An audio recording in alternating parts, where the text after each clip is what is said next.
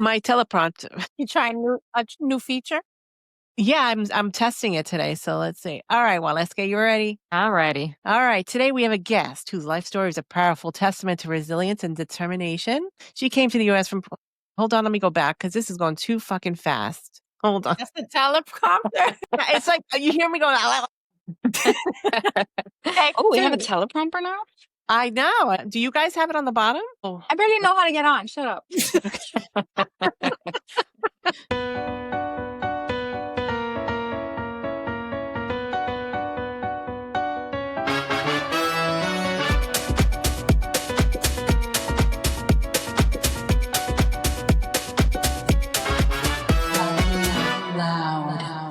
Today we have a guest whose life story is a powerful testament to resilience and determination. She came to the U.S. from Puerto Rico at the age of 7, faced homelessness as a child, and later dropped out of school. But her story didn't end there. She went on to serve in the military in the Army, earn her degree, and join the ranks of the Pennsylvania State Police. Now a lieutenant and a single mother of 2, she is the only Latina female in rank within her department, and also served as a hostage negotiator with the Special Emergency Response Team. And please join Latina Loud in welcoming a true inspiration, Lieutenant Waleska Gonzalez. Nice. Yeah.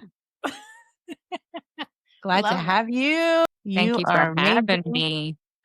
Okay. Well, first question. Your childhood was marked by an incredible hardship. So we just went over that. How did these early experiences become a source of strength or driving force in your life rather than holding you back? I think those experiences really taught me just how to be resilient very early on.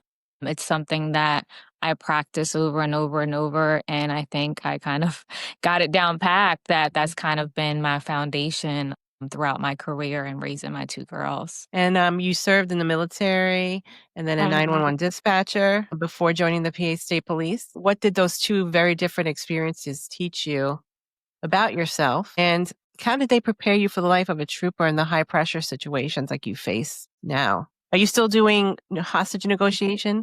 No, once I got promoted to sergeant, I had to leave it. But the military taught me discipline and, self-motivation, where being a 911 dispatcher really taught me how to just kind of like slow down in chaotic situations. So when I joined the Pennsylvania State Police, I was able to balance those 2 out and bring that forward to, being a trooper out on the road as well. And just kind of humanizing the badge as well. Well, first of all, you have to see her in uniform. I know.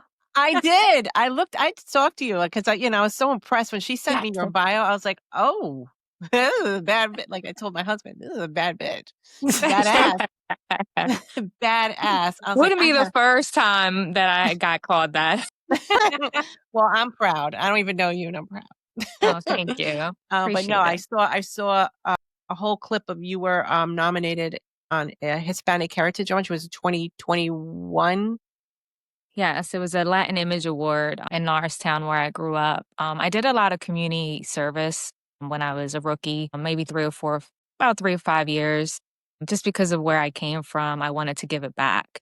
I wanted to be able to help girls that look like me, that came from experiences and circumstances, so that it didn't define them. So I ended up going into like urban areas, Philadelphia, Reading, Coatesville, and Norristown, where I grew up, to be able to kind of pour into the youth and let them know that if I could do it, they could do it too. I like that. Yeah. So how do you identify like with your culture, like being Puerto Rican and those experiences? So, like I said, I did grow up in Puerto Rico. So, and my mom has 17 brothers and sisters, and half of them live in Pennsylvania. So, growing up with them, they wouldn't allow me to forget my culture and where I came from, the food to the dance. And then, Sam, I love to dance. So, yo soy una salsera. Like I love dancing. So that's something that has stayed with me. And I've taught my kids as well. And, even in uniform, those are, some things that, because sometimes we try to filter ourselves when we're in uniform, or even if you're not, like if in a different career, you try to filter yourself and your culture. And I've been in uniform at like the Puerto Rican festival with the mayor dancing, merengue, and, letting them know like I'm a human behind this uniform as well. Yeah, because, when you see a state trooper. Right, exactly. And I have a resting bitch face, so that doesn't help either.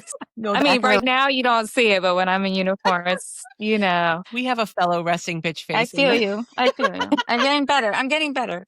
But I'm still working on mine too. So start from your childhood, if you want to go through like your life. I was born in Puerto Rico, in Ponce, Puerto Rico, because at the time my family was from Jayuya and they didn't have a hospital there. So that's where I was born. Came over to the United States when I was approximately 7 years old. My father was already living in Norristown, Pennsylvania. So he brought us over. We didn't know that he had a whole different family over here. He had different women. He had 2 kids. Damn. So he was an alcoholic. He would abuse my mom in front of us, beat the shit out of her. So I witnessed all of that. And then one day my mom, she was working at Burger King at the time and she didn't speak the English language. I mean, still to today, I don't know how she still doesn't speak the English language. It's very broken. God bless her. But she did the best. And one day we came home and apparently he had not been paying the rent. And when my brother and I came home from school, all of her shit was evicted on the sidewalk. So my mom came home and we ended up one of the police officers. And I think this is when the seed of me wanting to be a public servant was planted, was during that time, because there was a police officer who helped us get into a shelter for abused women at the time in Norristown, which was the Salvation Army. And this was during the Christmas time. I remember it was Christmas time because folks at the Salvation Army gave us like trash bags of Christmas gifts. Mm-hmm. Kind of to make, the holiday better for us, given the circumstances. So my mom met someone at the time while we were at the Salvation Army who later on became my stepfather. I think all of that really affected me. I tell people, I battle with daddy issues my entire life. I ended up dropping out of high school, just trying to kind of find in myself, pouring myself into men, obviously trying to relive that daddy-daughter dynamic and other men, specifically older men, because I was 16, 17 at the time, running away, dating men that were 8, 10 years older than I was.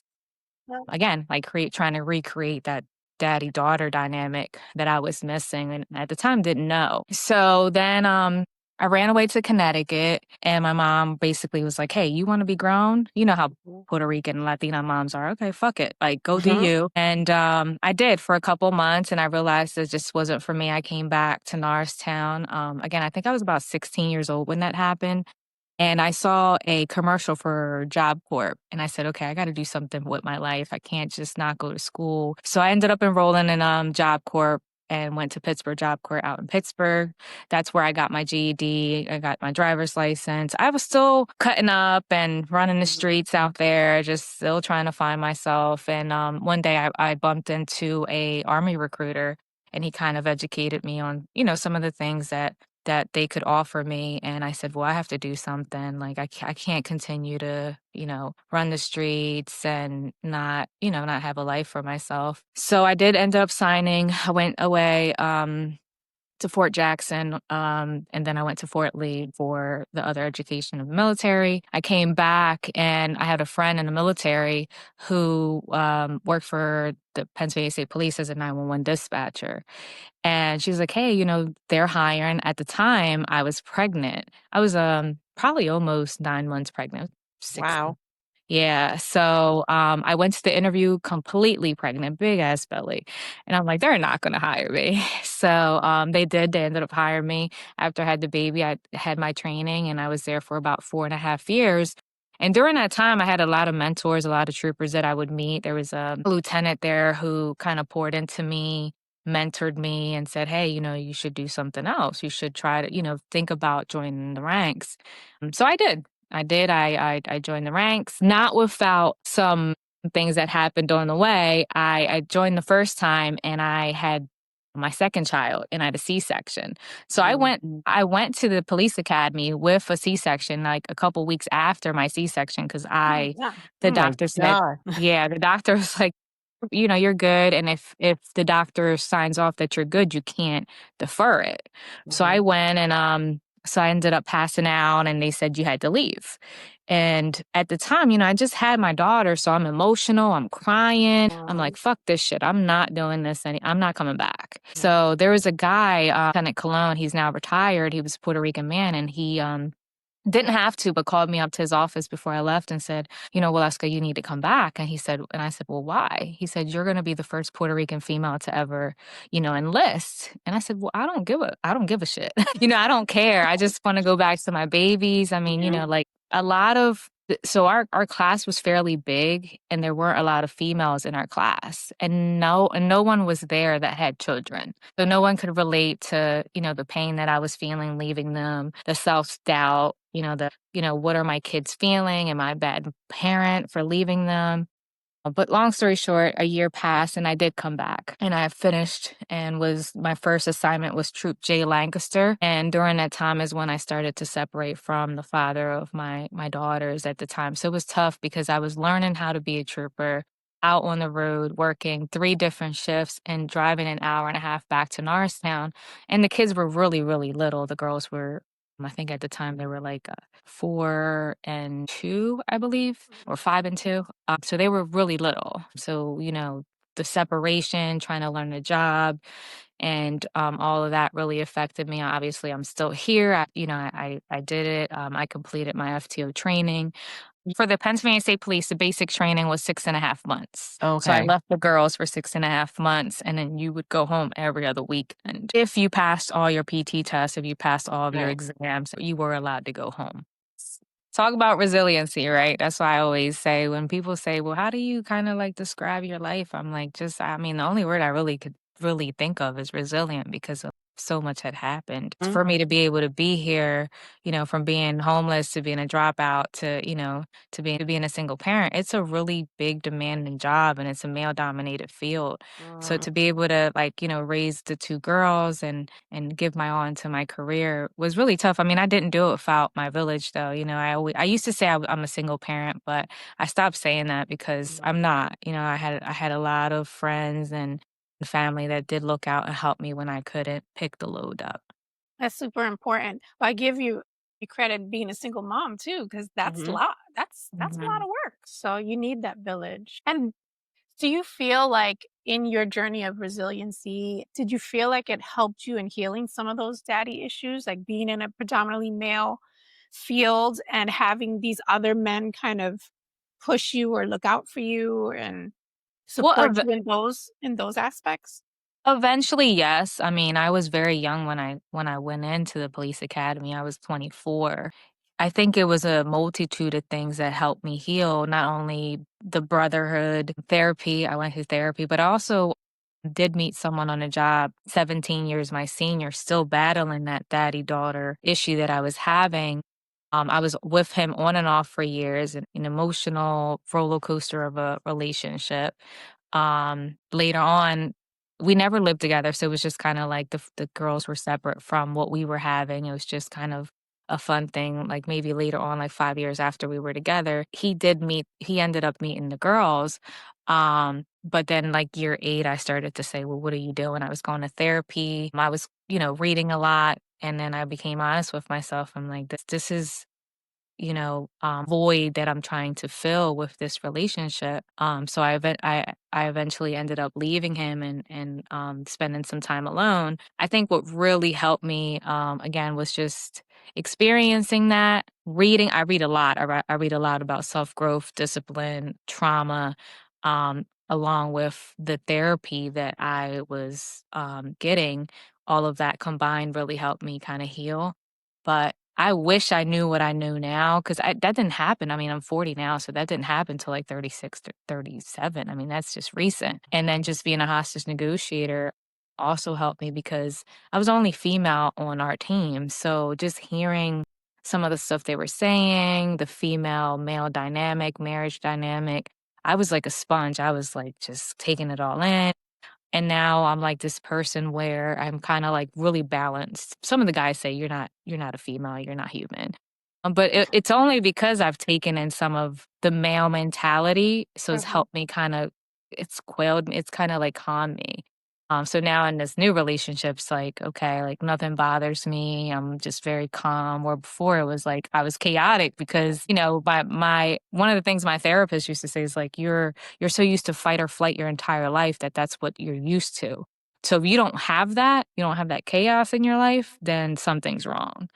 So Mhm. I kind of learned kind of to heal. And that's kind of like my long-winded way of saying how I heal. Yeah. Well, it's finding that stillness, that Right. Yeah. like tuning into that feminine aspect because you've been Exactly. in your masculine for so long that finally your feminine aspect kind of lets you go. You could Yes. breathe, Breathe. Yes. sit in Yes. it. Yes. Yep. Kind of finally take that cape off and just, kind of be. And I think this is like the first time when I turned 40, I felt like, oh my God, like this is great. I finally feel like I can breathe. Life feels great. I don't feel that fight or flight, it took a long time to get here, but yeah, I'm here. Mhm. Do you feel like being a mother of daughters also softens you a little bit? Initially, no. I think because of the military, but my father was just like very, very structured, very disciplined. Again, alcoholic, so all I heard was yelling. And I was a very young mom. So when I had my oldest, I was 21. I wasn't in my teens, but 21 is still very young. And I'm still fighting my own demons, trying to raise my children. I think I'm a better mother now than I was when they were younger. I have become softer, but that's because there's communications. I mean, they're older now, so that we can communicate and kind of understand what their needs are. Where when they were younger, maybe they weren't as apt to communicate those needs to me. So you said you heard a lot of yelling from your father growing up, like, that's all you heard. When you Mhm. got to, like, the academy and things like that, all I think of is a lot of male yelling and, did it bring you back to that? Were you, like, kinda, like, getting a little PTSD from that while you were in the academy, or No, that's a good question. No, I never did. I think is because I kind of put that in the back burner. Like I didn't realize my entire life up until I actually sought out therapy that a lot of the stuff that happened during my childhood up until when I did seek therapy, I was just putting in the back burner like it didn't even exist. So it was this tough exterior, this I don't give a shit attitude. I got this, like Sam said, this masculine energy and something to prove to the world, right? Because of everything that I've been through. And now you're in a male dominated field. So now you really feel like you have to, kind of show out and show them, hey, like if you could do it, I could do it too. So yeah, so I didn't really know any of that until later. Did working in a okay, so because I work in a male dominated fields, does Mhm. it give you Yes, funny stories. well, my job is not it's different, like it's more relaxed. But Mhm. does it give you a different perspective of men too? Because like for me, working in with they are like washerwomen, okay? What you call them? Washerwomen, like they just I- sit and talk and gossip and whatever they don't know, they Oh, fill I've in the never heard of blank. washerwoman. Like they gossip and like they're worse than uh, women. Like, Yeah. like when we're yeah. talking, we have questions and we want to know more Mhm. detail. But men, they get together, they talk shit, and then whatever they don't know, they fill in the blanks with nonsense that's not even Yes. true. And Uh-huh. then you're like, what story are we talking about? That didn't even happen. Yeah, I think it happens, but I think I don't see it now as often because I'm in a leadership role. Mm. So like when I was younger and I was maybe a trooper on patrol and I was what they call a road dog, then yeah, I probably did see a lot more of that. But as I progressed in my career, especially like I mentioned earlier, my resting bitch face does not allow them for them to be honest and unfiltered around me.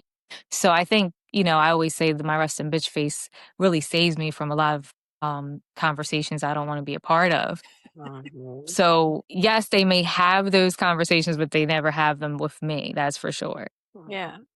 How do you feel being a Latina woman in going up in the ranks? Did you ever experience anything or any pushback, any criticism or anything from the people around you or anyone in particular? I don't know if it was because I was Latina, definitely because I was a woman, I think. When I first got promoted to corporal, that a corporal was a patrol corporal. Basically, you oversee a shift. They had some issues, I think, with a woman leading them out on patrol. So I remember when I first got there, they wouldn't talk to me.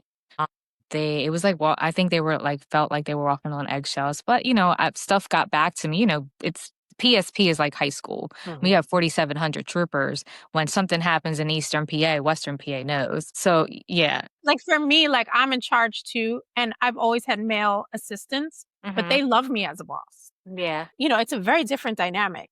male and female, like especially a woman in a leadership role? Yeah, I didn't get a lot of pushback, and I think it's because I'm a person that likes to lead from the front, no matter what my title is. I will not expect my subordinates to do something that I wouldn't do. And even as a lieutenant, sergeant, or corporal at the time, if I asked them to do something, I would do it too. I was Right. always in the, front lines with them, and I think that really built that trust and respect because they're like, okay, she's out there. She doesn't have to be, but she's out there with us grinding and, helping us out on the road. And I think that really helped me. And that also, they remember that. Even though you may not be their supervisor anymore. And again, word gets out. If you're getting promoted, someone's going to say, hey, how's Lieutenant Gonzalez? Is she a good supervisor? How is she to work for? So I always, remembered that and try to take that into account when I'm, supervising my guys. And I think they really like that. And I was also very, I think as women, we are very empathetic. We have that compassion. So I think they really liked that about me as well. Cause I still had like, at the beginning of roll call, I would, before we would go out on the road, I'd ask them like, how's your family? We'll break bread together. If it's a weekend and it's not busy, we'll have a little barbecue. And again, all of those things I think really help to transition my leadership style. And even sometimes guys have it in their head, like, oh, women are, emotional, or women, like I've had that. Like when I've been upset, they're like giving me a tissue. And I'm like, what are you giving me that for? Like, I'm not crying. I feel like when men talk to each other, like they can get aggressive and they can shout at each other. And then the next day they're perfectly fine. Right. Yeah. But if it's a male and female, it's a completely different Yeah. dynamic. I think I had more pushback when I became a hostage negotiator because I worked very, very closely with the tactical guys, and they hadn't had a female on the team for like 10 years when I came on. So the pushback, it wasn't necessarily said to me by the guys, but there was a corporal at the time that I worked with years ago, and then he called me before I got on the team and said, "Hey, you're going to be okay being on a team with all these guys?" And I knew there was a reason why he was asking. And I said, well, honestly, why is there an issue? And they said, yeah, the guys are worried that they can't be guys. And I said, come on, like, you know me, I was in the military. I've been with PSP for a long time, long enough to not really take things personal. So I think that was when I saw it. And it took a little bit for the guys to be comfortable around me and be able to like allow me to be part of the team. Yeah. And then they forget. And then Yeah. sometimes they say something, you're like, oh, I Yes. forgot she was in the room. Yes. Then they become too comfortable. Yeah. I'm Well, like, sometimes you guys forget I'm here. Hello. Yeah.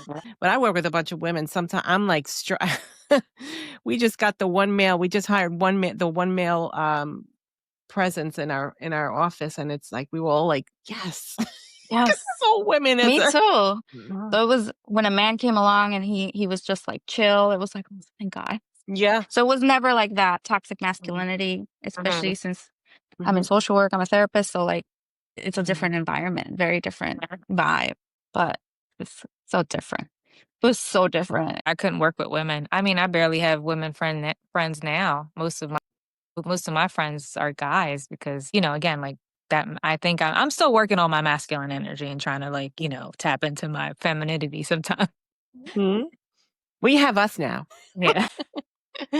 All Well, right. I think guys too, they appreciate when like for me, like me working with men, they're always like, oh, like, because they know I just like give it to them straight. Like I give it to them direct. I know it's like no more than 3 sentences, Samantha. Just say it straight. Like Yes. they're always like, give it to me, Ron. Like just tell me straight. And I'm like, okay. And they Yeah. appreciate the honesty and the directness, not like the sugar coating or Right.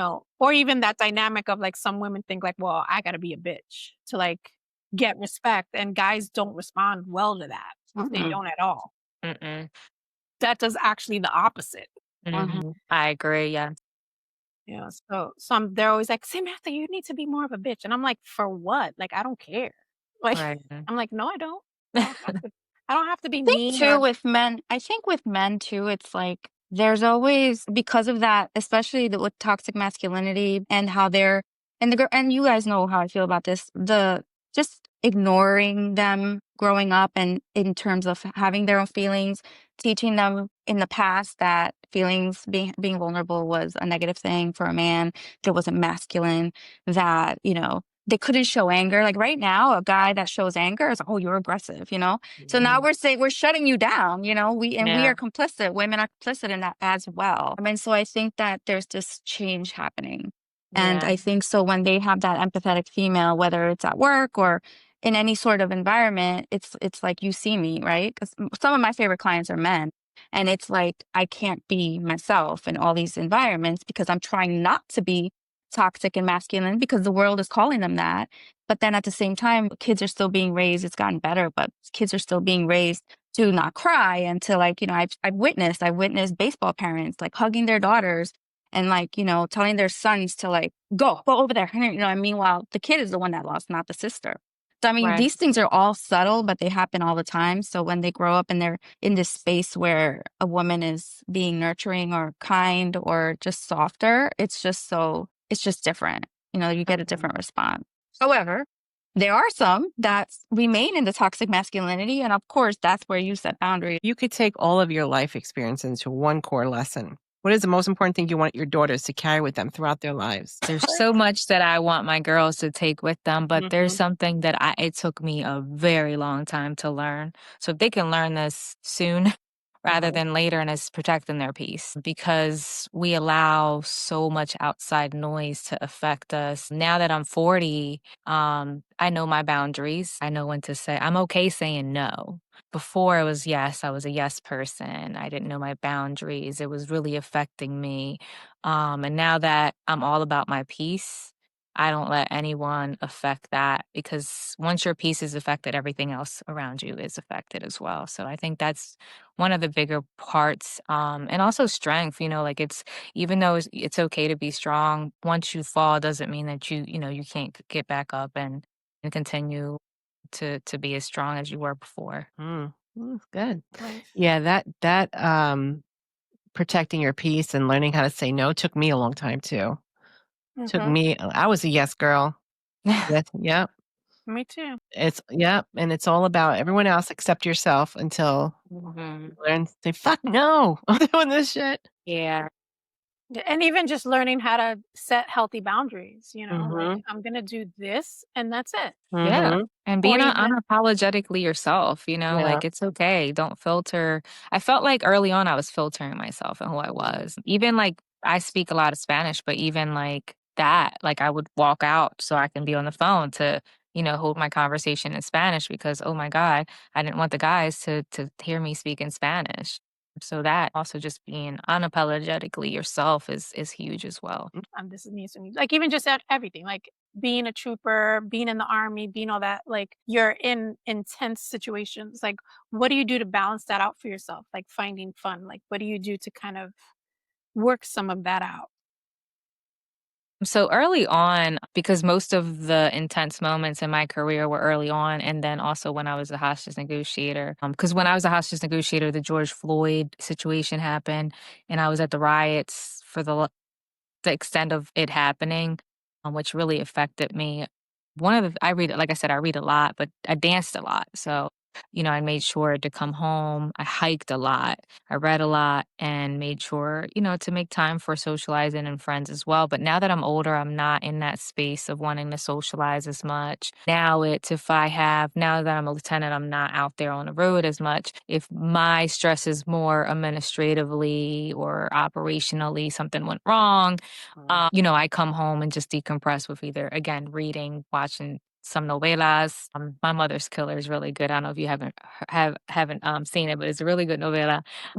Binge watch some novelas, and just have some quiet time. Again, or spend time with my daughters. My daughters are now, my oldest would be 20 and my youngest will be 17. And it's such a fun age sometimes just to be able to have conversations with them. And they're, so intuitive. And my oldest is so into like everything. Is so smart. And we can just have conversations about everything and anything. And that just makes my day. What does she want to do? She's a nurse in school. Oh, okay. Yes. Oh, good. She'll She be wants busy. to, yeah. She wants to be a pediatric nurse or a traveling nurse. So that's what I Yeah. told her. And then you get a lot of different experiences. So good for her. Yeah, she's doing well. I'm proud of her. And the little one wants to be an ultrasound tech. So I think she's gonna get the peace part before my oldest does, because she doesn't play by her piece. Yeah. She has her boundary. The fact that she knows herself at this point and she knows that's gonna bring her peace, I mean, I can't blame her. They try us. That's what teenagers are Damn, for. you got girls, so you know. Oh, Yes, and they're night and day. So it's completely, two completely different personalities. mm-hmm. Same with Very yours, Melissa's too, at night and day. I have two boys. They're different. They're easy though. These are easy, I feel like. They're easy. Yeah. As far as attitudes and stuff, they're fun. I agree with the fun part. I love teens. I used to work with teens and I just love being a teen mom, which is not what everyone says, but I like it. It's just terrifying with the driving and everything. It's just nerve-wracking sometimes. Yes. It Yeah, I is. know that It's happened the other fun. day. They were both in the car. They were driving my car, and my husband was coming home, and they like passed each other in the road, and the girls are like smiling at their dad, and he was like, "My heart." He was just like, "I'm proud of them, but I'm also terrified because they're both in the car." An important question. Ketchup on rice or nah? Ketchup on rice? No. Unanimous. We had a whole debate about that. No, I mean, I grew up with that, like, folks putting ketchup on rice, but not me. No, Me neither. My husband I did. had to really, after that debate, I really had to think about why I don't like ketchup. And then I told you, I remembered my dad telling the story when I was a kid on how, like, because he was, single mom, and you talking about 1940s, they were poor, and he said sometimes there was no food, so him and his brother would have ketchup soup.